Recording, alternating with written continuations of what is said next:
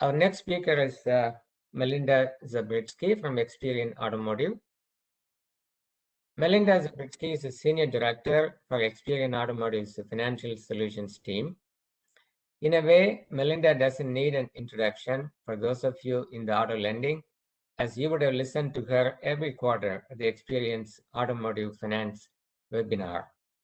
Throughout her career with Experian, Zabritski has overseen the product strategy for Experian Automotive's lending channel and creation of the automotive credit vertical. After over 18 years in product management, Melinda has transitioned into sales and consulting. She also is Experian's primary analyst and spokesperson regarding key automotive trends, financing trends. So we are very happy to have Melinda to provide an update on the automotive finance, and especially under the COVID pandemic. Melinda, the floor is yours. Thank you. Thank you.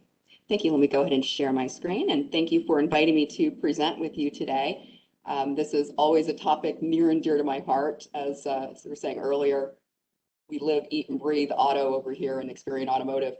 So, like I said, I'm really happy to share with you the insights that we're seeing in auto financing trends. We're going to go back and take a look at some of the trends prior to the pandemic, as well as some of the changes the auto finance industry has undergone during the pandemic. And I wish I could say post-pandemic, but as we know, we are just not there yet. So I like to start off with just some of our data sources. All the information in the presentation is Experian sourced data. We receive state DMV title and registration information from all 50 states. And of course, we use our consumer credit database when looking at the credit trends and the risk tiers, et cetera. Now, on the right-hand side of the screen, you can see the 5 different risk tiers that I use throughout the presentation. Now, occasionally, I'll reference just subprime, in which I'm referring to everything that is 600 and below. So let's start off with a look at our automotive loan balances and loan performance. Now, this is information straight from the consumer credit database. So these are going to be auto loans as reported by lenders to the Bureau. So there's a total of $1.2 trillion in outstanding automotive loan balances. Now, that is up a little over 10% or $120 billion from last year. Now, during the latter part of Q1 in 2020, due to some of the data reporting changes that took place with the CARES Act, there was an underrepresentation of some of the auto loans at the time that we pulled these statistics. So you will see that Q1 of 2020 is a little underrepresented. It's especially evident when you look at the captive auto balances back in that 2020 period. You will see overall, though, that there is growth across all lender types. We do have banks still remaining as the largest lender type, with representing just under 30% of all of the balances, and you can see they are at $386 billion. Now, a couple years ago, the credit unions did move into the second lender position as far as outstanding balances are concerned. They still remain there today, and you can see they are 28.6% of all the outstanding balances, are $368 billion. And then, of course, the other lender types being the captives and then the finance companies. So overall, though, the market's certainly performing very well. Now, with that, however, there's a lot of questions around delinquency. You know, there was, when the pandemic hit, there was a lot of expectation that delinquency was just going to soar. We, of course, know with the CARES Act, the reporting of delinquency was essentially frozen during that time period when accounts were in a deferral status. We still have auto loans that are in a status of deferral. It's coming down every single month, every single week, actually. Prior to the pandemic, we would typically see around 300,000 accounts that would be in a deferral status. Right now, we are, I believe, just under 1 million, and about half of those are subprime. But overall, as you can clearly see here, we are not seeing a spike in delinquency. This goes all the way up to the end of June, and as you can see, it's 0.61% of automotive loans are 60-plus days delinquent, and 0.52% of balances that are at a 60-day delinquency. But looking at this 2-year trend line, you can clearly see we are below levels of delinquency we've had in the past. Now, you might notice that it is upticking a little bit from May and June, and that is pure seasonality. You see that in every single year. So overall, though, not seeing that rise in delinquency that I think a lot of folks were expecting. Now, repossessions are another status that we do pay attention to, obviously. And this is where we can clearly see that there's also not a sharp increase in repossession rates.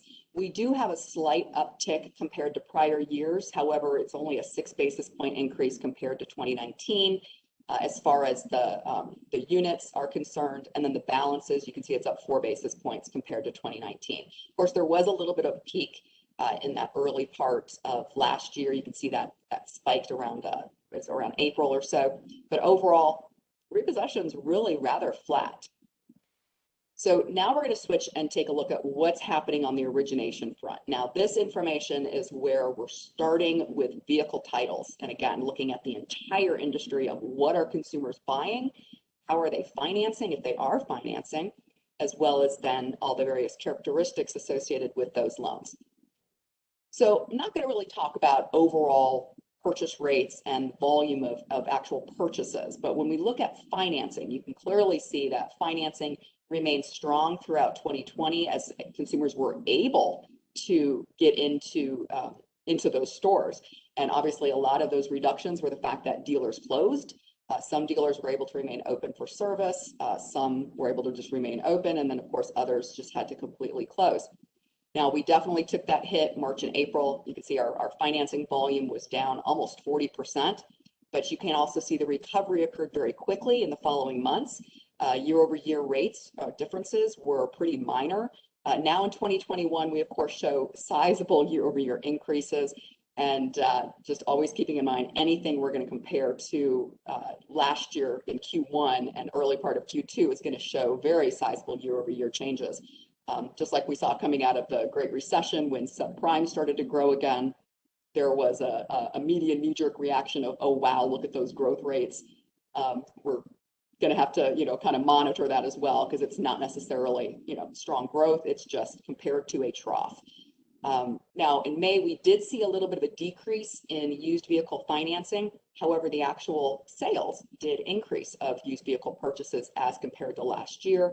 But as you can see, financing was a little lower.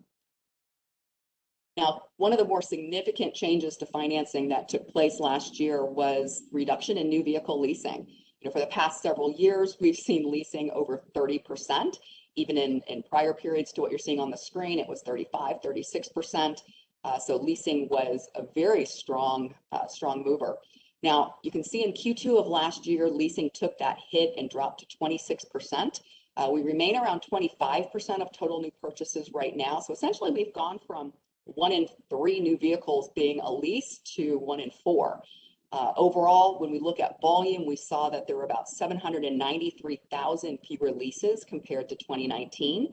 And year-to-date volume right now is growing and definitely over last year's volume, but we're still off by around 200,000 units as compared to prior year volumes. And of course, these reductions in leasing rates will impact the used vehicle market in the future as, the used vehicle purchases of late model used cars won't be coming back into the market at the same rates because of those lower lease levels. Now, there was also an increase in financing of pickup trucks during 2020. So what we're seeing here on the screen is I also want to point out that these are full years, but 2021 is through May. So here we're taking a look at of what new vehicles consumers are financing, how they split across the high-level vehicle types of convertible, coupes, hatchbacks, pickups, sedans, those SUVs, and then vans. Now, Q2 of last year we saw full-size pickups as the leading finance segment. Now, overall, this really resulted in driving loan amounts up for that period. SUVs, however, quickly returned to lead the market as the #1 segment. And as you can see here, we now purchase SUVs over 57% of the time. So half the new cars people are buying are SUVs. Now, keep these changes in mind as we look at the loan amounts and monthly payments that we'll be seeing coming up. We did add the average loan amount for pickups, sedans, and SUVs to the screen. And clearly you can see that there are some pretty big differences in the different loan amounts for these vehicles. And so essentially we've shifted to more expensive SUVs, which have an average loan amount of over $34,000. Now that's $6,000 over that of a sedan. And if we go back to prior periods, pre-recession, you would see that sedans were the #1 purchase segment. So shifting to that more expensive vehicle driving up those outstanding balances. Also, pickups over $43,000, so $14,000 more than those prices on the sedan. Now, you can also see that the increase in loan amounts over the past 6 years, the largest increase is actually for those pickups. It's up 15%. Sedans are up 14%, and SUVs up about 10% as far as just those average loan amounts in the past 6 years. Now, as we look at who is doing the financing for new vehicles, 2020 also saw a shift in the captive market share. Captives really increased their market share for both new and used vehicle financing, again, mostly starting with Q2 of last year. And this market share here does include leasing, which of course is primarily a captive product. Now, this focuses just on new financing. Again, I also mentioned captives increased their share of used, but they do remain the smallest lender type when we look at lender share. Now, year-to-date share has dropped some for the captives with picking up more among banks and then a slight increase with finance companies. But again, we really moved to captives dominating new vehicle financing in last year, and then it's continuing strong still in so far the first part of 2021. Now, average credit scores for new and used vehicles has also been on the rise. These are full years again with 2021 through May. Now, our average new vehicle credit score is up 12 points from just 6 years ago. A used score up 26 points. Compared to full 2020, we can also see that new and used, that new is kind of flat, totally flat for used vehicles, and just up a couple points for new.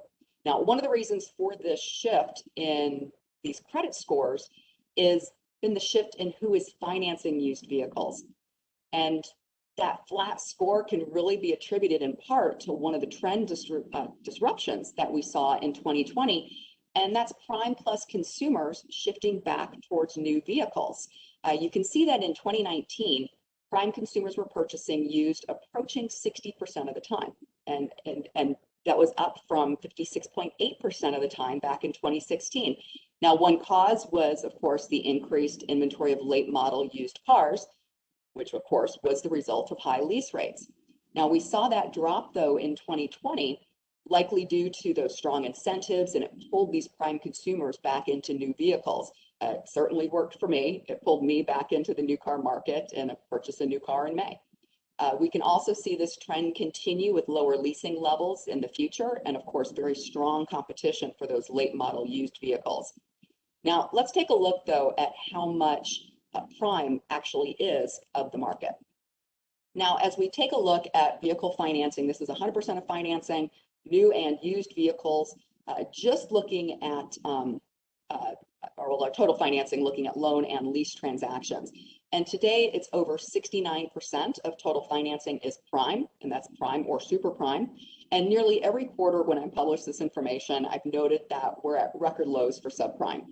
And this has been a trend though for the last several years as more financing has shifted into the prime population. Now, 2020 certainly accentuated this trend. You can really see a more dramatic decrease in the percentage of financing that's subprime and deep subprime. Now only 13.19% of total financing is subprime, and that's again scores of 600 and below.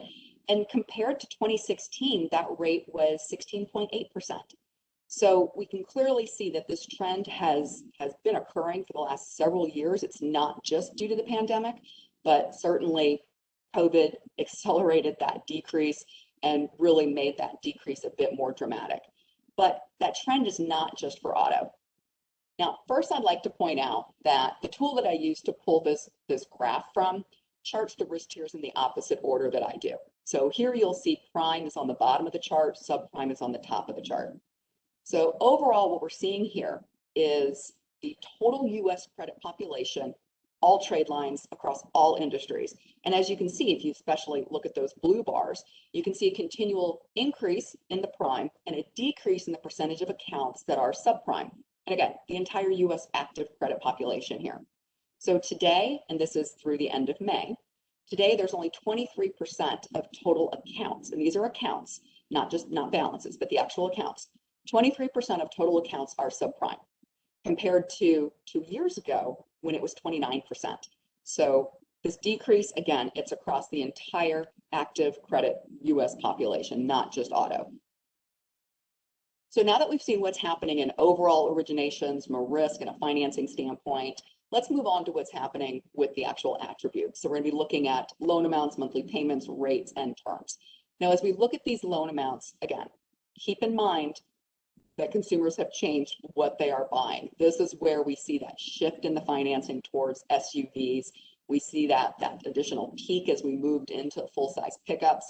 So you can see that that average loan amount has grown. We're now at a loan amount of over $35,000 for a new car and over $22,000 for a used vehicle. And that's over a $5,000 increase on new vehicles since 2016, and on used over $3,000. Now, certainly as we look at 2021, we're also seeing a little bit of a sharper increase in some of these loan amounts, especially on the used vehicle side, again, due to inventory issues, shortages, and just that high demand for late model used vehicles. And again, this is a trend that will continue as we have higher demand for those used vehicles. So now let's look at what this has happened to our terms and our rates as far as we see those monthly payments concerned. Now, even though those payments are increasing, it's the increase in loan term that's keeping them somewhat in check. You know, for new vehicles, the average loan term is 69.46 months. That is a slight decrease compared to last year. However, that trend is continuing upward with those terms continuing to grow. For used vehicles, it's a 65.73 average month. And we're also seeing rates continue to decrease. Now, that is an average APR and does include incentives. So we want to keep that in mind when we're looking at those trend lines. So, and those incentives would be things like, you know, the 0% for 72-month programs that we would see from some of the captives. Now, of course, I always like to take a look at the loans and split them out across our various term distributions. What we're looking at here again is new and used vehicles, and I know it's a lot of data points on the slide, and I believe they will be making a copy of the presentation available.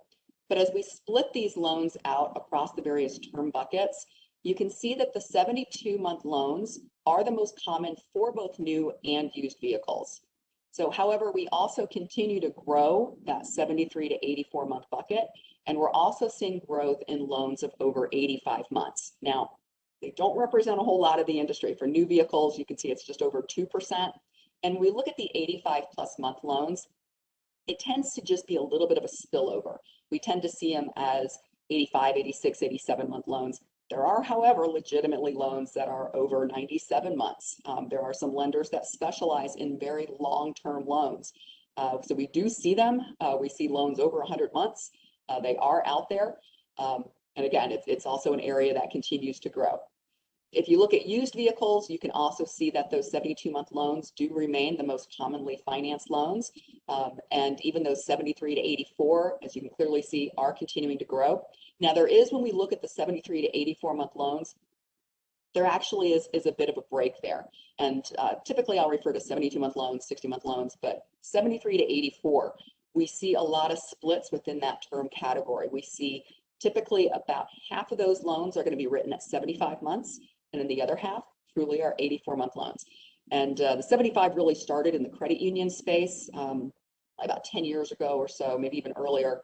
And it was really to help people who couldn't quite make those payments of 72. It pushed it a few additional months into 75s, and it became a very popular loan product. However, we don't see performance as well when we look at those 75-month loans. The 84s tend to perform better than we see on those 75s.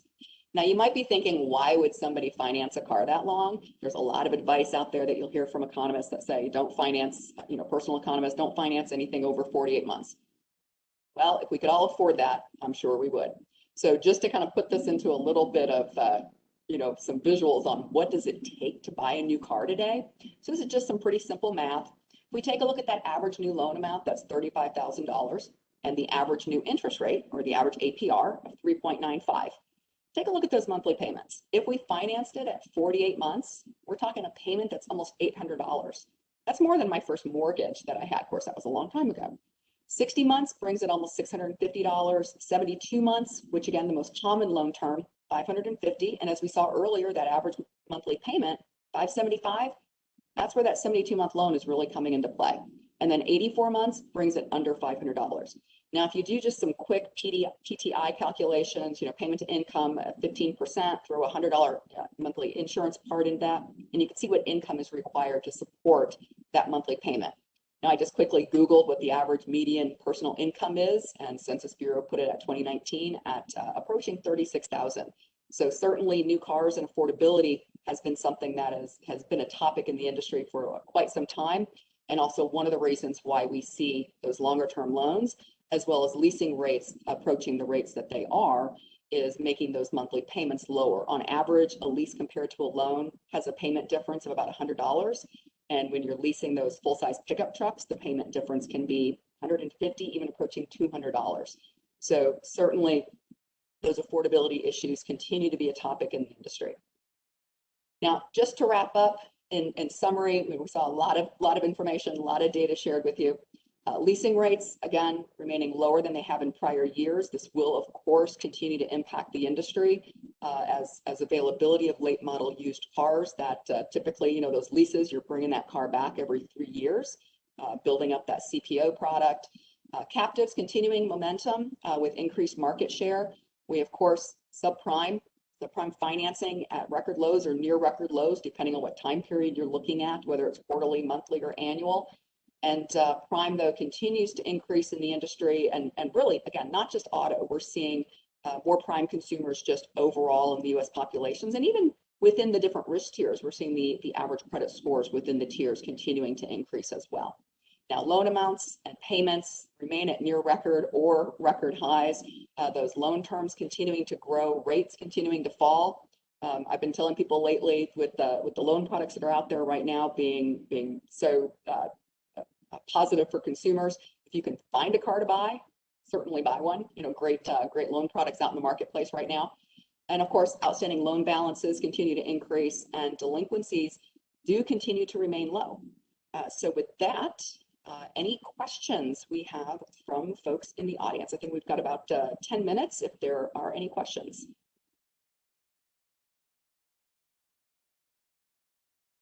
Hi, Melinda. Thank you.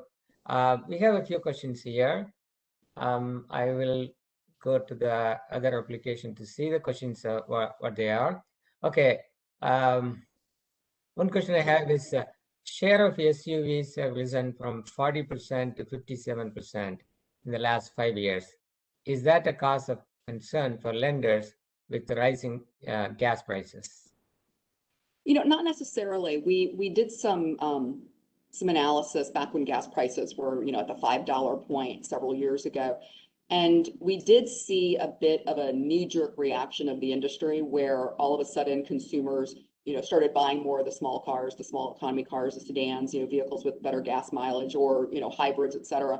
But that was a very knee-jerk reaction. It quickly went back to full-size pickups, which, like F-150 is the number one finance vehicle out there. It's also the number one car on the road. So it tends to just be a more immediate knee-jerk reaction. Most lenders, however, they typically have a pretty strong balance within their portfolios. Just like you want to balance your own personal portfolio, you do tend to see a lot of lenders look at the mix of vehicles that they're financing, both from a make model standpoint as well as a segment standpoint.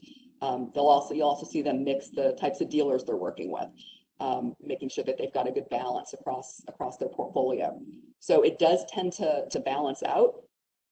So you really don't see that much of an impact with gas prices on loan performance and stuff and overall portfolio performance.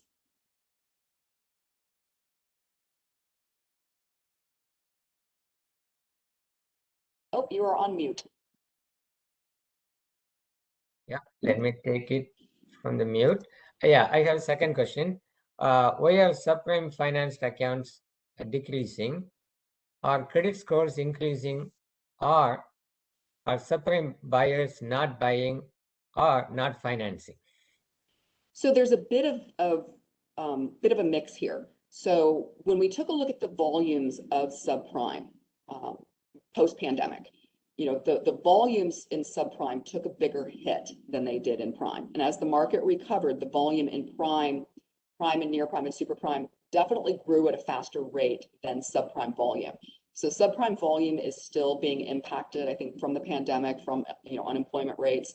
more than any other area. So there's a lot of subprime that hasn't returned to the market yet. Now, when I look at the actual distributions, of course, we do see that overall consumer credit is improving. Average credit scores are going up on just the entire credit population. Utilization still remains, in a very positive place to help, to help boost those credit scores. But definitely the pandemic has kept more of the subprime consumers out of the market. It's not necessarily that lenders are changing their buying patterns. We're not seeing necessarily lenders tightening up so much as just, again, those consumers not coming to the market. And the reason I'm saying that is when we look at the various lender types and the decreases in the percentage of subprime financing by the various lenders and the lender types, we see that decrease across all lender types, even finance companies, which of course finance companies specialize in subprime lending. When you look at a finance company's portfolio, they can be 90% subprime, and their exposure and their percentages of subprime is also decreasing. So again, it's a lot right now. We're still seeing subprime consumers not coming back to market at the same rates as higher credit scoring consumers. Thank you. That makes sense. I think the concern probably is if other subprime consumers are being pushed out, and the answer you're giving is that's not the case. Okay, I got a couple more questions here. Do you see lending terms relaxed lately, such as term, to meet the PTI and other criteria in order to promote vehicle sales and finance? I think this question refers to the last slide that you put out.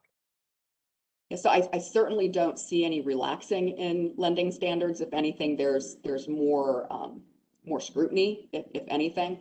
No one's changing their PTI thresholds. LTVs are remaining pretty stable as far as the loan to values concerned. The biggest thing that we are seeing is also lenders using more tools to verify income. That's one of the things that we heard from the industry was potential increase in some of the fraud that was occurring in the transactions. There's always instances of fraud when it comes to any industry. What we started to see, and we started to hear from lenders, that they were seeing an increase in payment and employment fraud. So that's something that we started to see more lenders really keeping on top of, is to verify and confirm all the data that was part of those applications. Thank you. I think we may have time for two more questions, and I have those questions here. This question goes into the performance of 72 plus term loans. The question is, longer term loan, more than 72 months, comprise 3/4 of new vehicle and 2/3 of used vehicle financing. Are the lenders exposed to more risk of default and credit loss? Potentially. Of course, it's only a concern if the loan goes delinquent. We typically do see delinquency occur, within typically the first 16 to 18 months of the loan. And with a longer term loan, that loan is more likely to be upside down at a greater rate. So there certainly is a risk of increased severity of loss if that loan does end up going into a repo status. So it certainly can expose the lender to greater risk. However, we also see a lot of analysis lenders do when they do begin to bring out these new products. They do a lot of archive studies, a lot of analysis to look at the performance of the loans by term, and then you'll also see frequently for those longer term products adjustments in the advance rates, also increased rates themselves. You can sometimes see lenders do flat pricing across term, and then of course you can also see lenders increase rates by X basis points when they extend to longer term loans to help take that risk into consideration. But yes, you are more likely to be upside down in those longer term loans. Yep. Okay. Another question is, there was a moratorium on repossessions by auto lenders after the onset of the pandemic. Why was there not a surge in repossessions after the moratorium was lifted? That's a good question, and unfortunately, I really don't have an answer. Same as we didn't see delinquency skyrocket as well. Delinquency was coming down. Our 30-day delinquency came down. 60-day delinquency came down. they kind of spilled over into repossessions as well. We just haven't seen that increase yet. And again, most of the banks that I've talked with, which of course the banks do tend to be much more prime, they haven't really seen those increases within their portfolio, but just in looking at the overall auto portfolios out there, we are just not seeing that increase in repossessions yet. Okay. And just one last question here. What do you think? Sorry. Why do you think used car demand will continue to increase? Do you foresee a similar trend in new cars also? Well, there's certainly a lot of pent-up demand that's going to be in the marketplace. It could very well spill over. We could see some of those increases in new as well. Of course, obviously, chip shortages certainly impacting. I don't know if folks have been on dealers' lots lately, but they are pretty bare. My main goal is to try to not forecast. It's so much nicer to talk about data that's already occurred because you don't get it wrong. So I like to avoid doing too many forecasts, and we will let our economists do that for us. I agree with you on that, Melinda. Thank you so much for the detailed update on where we are with respect to auto financing. You really touched the purchases, portfolios, leasing, performance, and also a slight peek into the future as well. And I want to thank you for your time, and thanks to the audience for the Slido questions. Keep putting those questions for each sessions through Slido. Thanks, Melinda.